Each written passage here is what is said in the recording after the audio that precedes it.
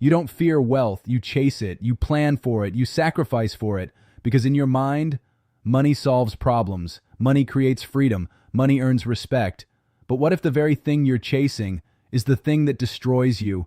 Not slowly, not obviously, but completely, because there was a man who had so much wealth, it became his downfall, not because money is evil, but because of what it did to him.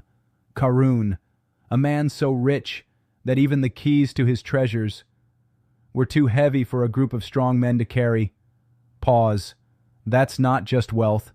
That's excess beyond imagination, influence, status, power, the kind of life people dream about, the kind of life people envy, the kind of life you might be working toward right now.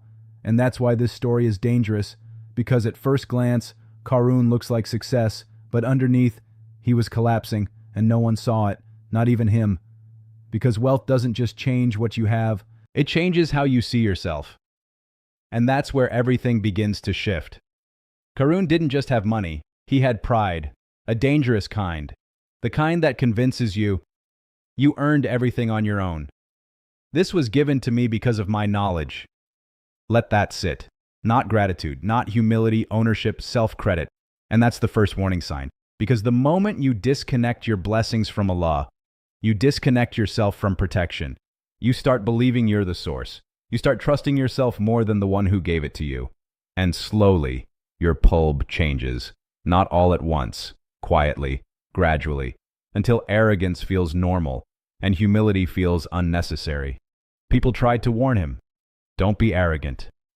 Seek what Allah has given you for the hereafter. Do good as Allah has done good to you. Simple advice, balanced, clear. But he didn't listen, because when pride takes over, advice feels like an attack. Guidance feels like criticism, and correction feels like disrespect, so you reject it. Not because it's wrong, but because it challenges your ego, and that's where most people are heading right now. Not toward wealth, toward the mindset that comes with it. You don't need millions to become Qarun. You just need to believe, it's all because of me. And once that belief settles in, everything else follows. Gratitude fades. Dependence on Allah weakens. And a dunya becomes your focus. Qarun didn't just live in luxury. He displayed it, publicly, proudly, walking out in full adornment, surrounded by everything people desired, and people looked at him, and they wished for it. If only we had what Qarun has. Pause. That's you. Scrolling. Comparing. Wishing. Looking at someone else's life. And thinking that's success. Without seeing what it's doing to them. Without seeing the internal cost. Because people don't envy reality. They envy appearances. But then, there were others. People of knowledge. People of clarity. And they said something powerful. Woe to you. The reward of Allah is better. They saw through it. They understood something deeper, that not everything that shines is success, that not everything that grows is good, that not everything you want is meant for you, and that's the perspective you're missing, because you're measuring success by what you see, money, lifestyle, influence, but you're not measuring what matters.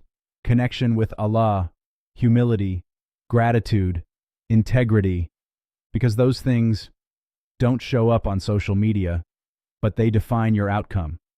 Qarun had everything people wanted, except what actually mattered, and that imbalance is what destroyed him. And then, without warning, it ended. No build-up, no gradual decline, no second chance. The earth swallowed him, completely. Him, his wealth, his home, everything, gone. Let that sink in. All that accumulation, all that effort, all that pride, gone in a moment, because when Allah decides, nothing can protect you, not your money, not your status, not your influence, nothing. And the same people who envied him changed instantly. Allah expands provision for whom He wills and restricts it. Perspective shifted, but too late, because clarity often comes after consequences, and that's the danger. You don't realize you're heading in the wrong direction until you're already too far. So ask yourself honestly, what is wealth doing to you? Not what is it giving you. What is it doing to you? Is it making you more grateful, or more entitled, more humble, or more arrogant, more connected to Allah, or more distracted from Him, because wealth is not the problem, it's the test, and most people fail it. Before they even realize they're being tested, you don't need to lose everything. To understand this, you just need to pay attention, because right now, you're building something, a career, a lifestyle, a future, but what you're becoming in the process matters more than what you're gaining, because if your success pulls you away from Allah, it's not success, it's a setup. And setups don't feel dangerous at the beginning. They feel rewarding, exciting, validating, until the consequences show up. So don't just chase wealth, control what it's doing to your heart. Stay aware, stay grounded, stay grateful. Because the moment you start believing, it's all because of me, you're already on the edge. And most people don't see the fall until it happens. If this made you uncomfortable, good. That means you're thinking.